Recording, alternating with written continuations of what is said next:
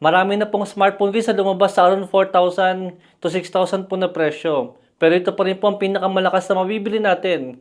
Tapos meron pa po tayong option na naka 5G ready na. Nakakagulat lang po, hindi po si Poco, hindi rin po si Infinix, hindi rin po si Tecno, lalo naman hindi rin po si Oppo. Ang pinakamalakas nga po sa less than 5,000 ngayon. Dahil puro nga po sila mga naka-Unisoc na processor, yung mga bagong smartphone nga po ngayon. Bukod tangi po na ito lang po ang nag-iisang smartphone ngayon na meron nga pong G99 na processor sa kulang 5,000 nga po na presyo ngayon. Alam ko luma na po yung processor na yan at sobrang nakakasawa na nga po. Pero kung sa around 5,000 guys, para sa akin panalo na po yan. Lalo nga po si Infinix Hot 70 rin po. Helio G100 din po guys yung kanyang processor. Pero yung presyo po ng smartphone na yan is nasa around 7,000 pa. Ito nga po pala guys ang Samsung Galaxy A07 4G at meron din po siyang 5G nga po na version. Guys, napakasulit po ng smartphone na to. Tatalunin po niya, karamihan po ng smartphone ngayon, sa around 4K to 6,000 nga po na presyo. Even si Infinix po, hindi po kayang sumabay sa presyohan po ni Samsung ngayon. Guys, dati nasa around 7,000 po yung presyo ng 5G version ng A07. Pero ngayon po is nagsisale na lang po siya ng around 5,000 na lang. Habang karamihan po ng mga smartphone is nagtataas po ang mga presyo. Tapos downgrade pa po yung mga specs. Nakakapagtaka po, bakit yata hindi apektado si Samsung? Dahil lang baba pa rin nga po ng presyo ng smartphone nila. Tapos maganda pa rin po yung specs. Compare nga po sa maraming smartphone ngayon. Si Infinix Hot 70 nga po guys is meron po siyang G100 na processor. Naka 4GB RAM. 128GB din po kanyang storage. Pero umabot nga po siya ng 7,000 mahigit. Pero lamang lang po sa may function at sa charger po si Infinix. Then naka third up notch lang. At wala pong charger sa box nga po si Samsung. Guys, hindi po problema kung wala nga pong charger si Samsung dahil makakabili ka ng magandang charger pero may smartphone ka pa na mura. Kahit po pagsamahin niyo yung presyo ng dalawang device nga po na to, is mas mura pa rin po siya compare po kay Hot 70. Tapos yung mabibili pa po nating charger is naka-GAN charger na nga po siya na mas maganda po sa may charger din po ni Infinix. Tapos naka 45 watts pa tayo. Ang kagandahan po ng ganitong charger guys is napakaliit lang po niya. And yet napakataas po ng watts na makukuha natin. Tapos guys supported nga rin po siya sa iPhone. At meron pa siyang maliit na display po dito sa may mismong charger po natin. Ilalagay ko na lang po yung link guys kung saan po pwedeng umorder ng charger na yan. Saka isipin mo pagka po si Samsung yung kinuha mo is makakakuha rin po tayo ng 6 years nga po na Android update. Habang si Infinix po, naku po guys, swerte na po ang 2 years po na Android update sa kanya. Marami po akong nakikitang comment na malag daw po si Samsung A07 4G at ang A07 5G. Suggest ko po sa inyo guys, alisin nyo po ang karamihan nga po sa mga application na hindi nyo naman po kailangan. Para nga po makatipid din po tayo sa RAM, saka po sa storage. Guys, kahit po malakas yung processor nga po ni Samsung, still naka 4GB RAM pa rin po siya. Kaya makakaramdam pa rin po tayo ng pagiging lag nga po niya. Dahil kahit anong smartphone po ay makakaramdam po talaga tayo ng konting lag. Lalo nga po naka 4GB RAM lang.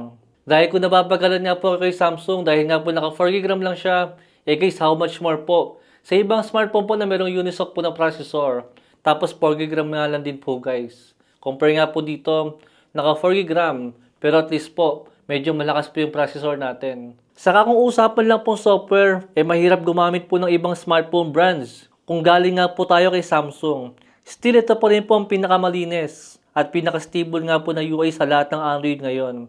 Kahit entry level lang po ni Samsung, hindi po siya cheap gamitin.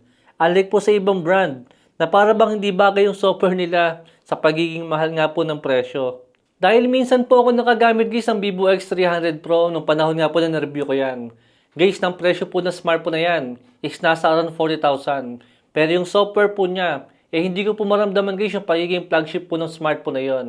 Kumbaga maganda po yung hardware niya. Pang flagship po yung hardware niya. Pero pagdating po sa may software, is hindi po siya kasing level.